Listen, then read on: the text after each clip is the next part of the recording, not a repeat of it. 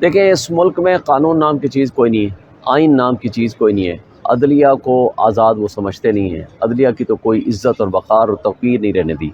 جب عمران خان بات کرتا ہے 1971 کی، کیوں بات کرتا ہے؟ وہ اس لیے کہتا ہے کہ دیکھیں اس وقت بھی 4 چیزیں تھیں جو آج 4 چیزیں ہو رہی ہیں۔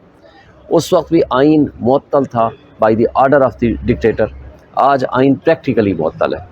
اس وقت قانون ایک شخص کے منہ سے نکلا ہوا ہر لفظ ایک قانون کا درجہ رکھتا تھا، آج بھی ایک کنگ کی طرف سے نکلا ہوا ایک لفظ جو ہے وہ قانون کا درجہ رکھتا ہے، کیونکہ قانون ملیا میٹ ہو چکا ہے۔ یہ 2 چیزیں۔ تیسری، اس وقت بھی جمہوریت نام کی چیز کوئی نہیں تھی، وہ ڈھکوسلا، تماشا اور ڈرامہ تھا۔ آج جمہوریت کا یہ عالم ہے، آپ نے دیکھ لیا ہے فارم 47 کی پیداوار جس طریقے سے یہاں مسلط کیے گئے ہیں، وہ اسٹیبلشمنٹ کی کٹ پتلیاں جو بیٹھے ہوئے ہیں، اور اس کی حالت آپ نے دیکھ لیا ہے۔ آج بھی وہی چیز ہے کہ جمہوریت کو جو تماشا بنا دیا گیا ہے، جو ہم لوگ پی ٹی آئی کے 180 سے زائد سیٹیں جیتے ہوئے ہیں، ہمیں باہر بٹھایا ہوا ہے۔ اسلام آباد کی سیٹیں آپ کے سامنے ہیں۔ جسٹس طارق جہانگیری صاحب نے نوٹسز کیے ان کو، اور کیا ہوا اس کا انجام؟ وہ یعنی جو مجرم ہیں، جنہوں نے جرم کیا ہے، کرپٹ پریکٹسز کے ذریعے ان کو نوٹیفائی کیا ہے، طارق فضل کو، جس میں ایک طارق فضل ہے، یا جو تینوں اسلام آباد کے کٹ پتلی ایم این ایز ناجائز ایم این ایز ہیں۔ Number 2 returning officer corrupt bureaucracy ہے، جس کو خود مانا ہے اس دن الیکشن کمیشن نے۔ نمبر 3 الیکشن کمیشن ہے۔ اب یہ تینوں نے ملی بھگت کر کے یہ جو فراڈ کیا ہے، اس کا عدالت نے 3 چیزیں مانگی، جواب لاؤ، ایفیڈیوٹ لاؤ اور فارم 45 لاؤ۔ یہ تینوں چیزیں دینے کی بجائے کہا جی جج انڈیو ہیسٹ کر رہا ہے، اور ریزن یہ دی جو ٹرانسفر کرنے کی کہ ہم اس کو مزید جلدی ڈسپوزل کرنے کے لیے ہم ایک نیا جج، ریٹائرڈ جج کی سربراہی میں ایک وہ بنا رہے ہیں الیکشن ٹریبونل، وہ اب ان کیسز کو سنے گا، جس کو کل آپ نے دیکھا۔ یہ 3 چیزیں۔ چوتھی چیز جو سب سے بڑھ کر یہ ہے، اس وقت بھی عدلیہ آزاد نہیں تھی، آج بھی عدلیہ آزاد نہیں ہے۔ اب عدلیہ نے فیصلہ کر لیا، عدالت نے پہلے کر دیا کہ جناب اس کو جانے دیں، اس حل سے نکال لیا۔ اب انہوں نے کل آرڈر کر دیا، ان کو دے دیا، ان کو حج پہ جانے سے روکنے کا مطلب ہے کہ یہ تو میں سمجھتا ہوں کہ سیدھا سیدھا کفر کے برابر ہے یہ حرکت، کہ جب اس نے اپنی شیورٹی دے دی، گارنٹی دے دی، اور یہاں لکھ کے دیا کہ اگر میں نہ ہوں تو مجھے گرفتار کر لیا جائے، جہاں میں وارنٹ آف ارسٹ جاری کر دیا جائے کسی بھی جگہ پہ، اس نے سیکورٹی عدالت نے مانگی، عدالت نے دی، منسٹری نے دے دی۔ اس کا مطلب ہے کہ پھر جو عمران خان کہتا ہے کہ یہ امپاورڈ نہیں ہے، منسٹری کی بھی کوئی حیثیت نہیں ہے، کیونکہ یا تو بادشاہ کا حکم چلے گا یا وائسرائے کا حکم چلے گا، لہٰذا بادشاہ اور وائسرائے کے احکامات میں اگر فرق آ جائے تو بادشاہ کا حکم زیادہ پاورفل ہوگا۔ تو یعنی یہاں بادشاہت ہے، کوئی پتہ نہیں کون گرفتار کر کے لے گیا، اور اٹھا کے لے گیا یا گرفتار کر کے لے گیا۔ تو یہ افسوسناک بات ہے۔ آپ نے دیکھا صحافیوں کی زبان بندی پہلے کی جا رہی ہے، ٹویٹر انہوں نے پہلے بند کر دیا، اب وہ فائر وال کا سلسلہ سن رہے ہیں کہ جی وہ آ جائے گا۔ اس کے ساتھ ساتھ جس انداز سے وہ حتیٰ کہ عزت بل منظور کیا گیا، یہ ایک شرمناک قسم کی حرکتیں ہیں جو ہو رہی ہیں۔ یہ میں واضح طور پر آپ کو کہہ دیتا ہوں کہ ہم نے دونوں مارشاء اللہ دیکھے ہیں، ضیاء الحق والا بھی، ہم نے مشرف کے مارشاء اللہ کے خلاف سب سے زیادہ تحریک چلائی ہے الحمدللہ۔ افتخار محمد چودھری کی سب سے پہلی پٹیشن آج بھی سپریم کورٹ میں پینڈنگ ہے، وہ میری پٹیشن تھی، میں نے بائی نیم کی تھی اس وقت کے جنرل پرویز مشرف کے خلاف، لیکن ہم نے اس وقت جیلیں بھی کاٹی، اس وقت مقدمے بھی بھگتے، لیکن یہ گھٹن کا ماحول نہیں تھا جو آج ہے، یہ صحافیوں کے اوپر ظلم نہیں تھا جو آج ہو رہا ہے، یہ کچھ نہیں ہو رہا تھا کہ 4 در 4 دیواری کے پامالی ہو، لوگوں کے گھروں کو اٹیک کیا ہو، بزنس تباہ کیے گئے ہوں، خواتین کو گرفتار کیا گیا ہو۔ اور آپ دیکھ لیں اب صنم جاوید ہو یا عالیہ حمزہ ہو، کل عالیہ کی میرا خیال آئی ہوئی تھی ویڈیو بھی، جس میں وہ 7 گھنٹے شدید گرمی میں اس کو بٹھایا گیا اس پریزن وین میں، اسی طرح کو 3-4 گھنٹے اس کو صنم جاوید کو پرسوں بٹھایا گیا، اور وہ ایک بیک وقت مجھے بتائیں کتنی جگہ پہ وہ موجود تھیں، کبھی ایک جگہ، کبھی دوسری جگہ، کبھی تیسری جگہ، کبھی چوتھی جگہ، عدالتیں خاموش بیٹھی ہوئی ہیں۔ افسوس سے کہنا پڑتا ہے کہ بالآخر کیا ہوگا؟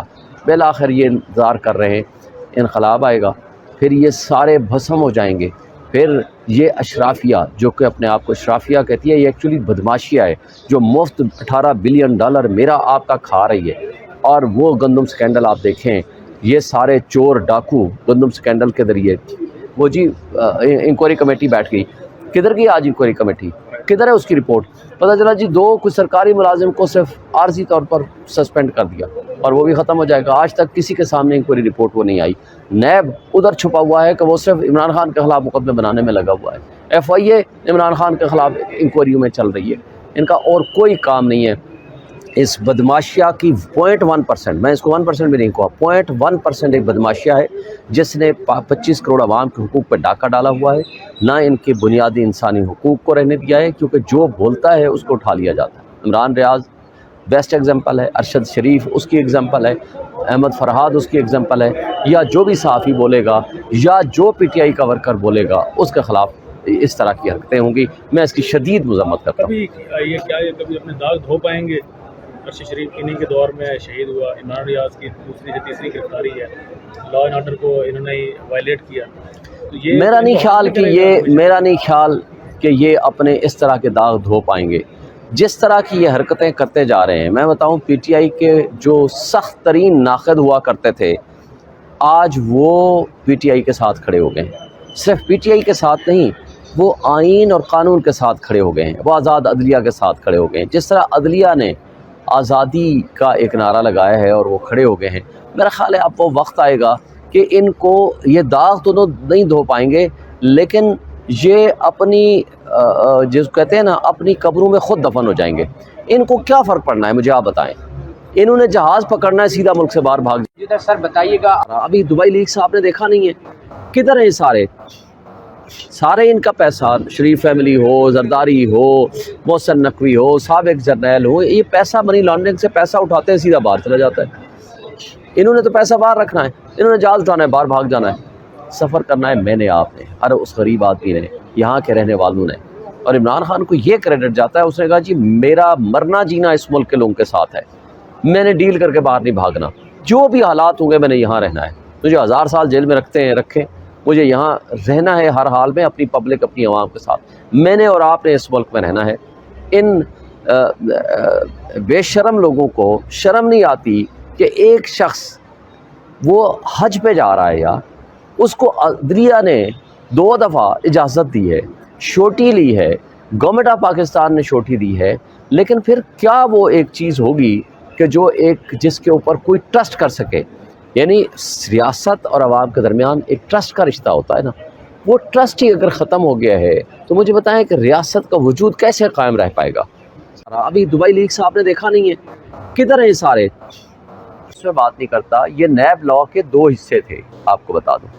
نیب لا کو عمران خان صاحب نے چیلنج کیا تھا سپریم کورٹ آف پاکستان میں اس وقت صدر تھا اسلام آباد ہائی کورٹ بار کا، میں نے اپنے لیڈر حامد خان صاحب کے ذریعے نیب لا کی جو امینڈمنٹ تھی اس کو چیلنج کیا تھا اسلام آباد ہائی کورٹ میں، ایز پریزیڈنٹ ایگزیکٹو کمیٹی نے میری نے فیصلہ کیا تھا، اور وہ چلتا رہا، لیکن اس دوران سپریم کورٹ نے اس کو ٹیک اپ کر لیا اور سپریم کورٹ نے فیصلہ بھی دے دیا۔ میرا 1 سال کا ٹینیور تھا جو کہ 2023 میں ختم ہو گیا تھا۔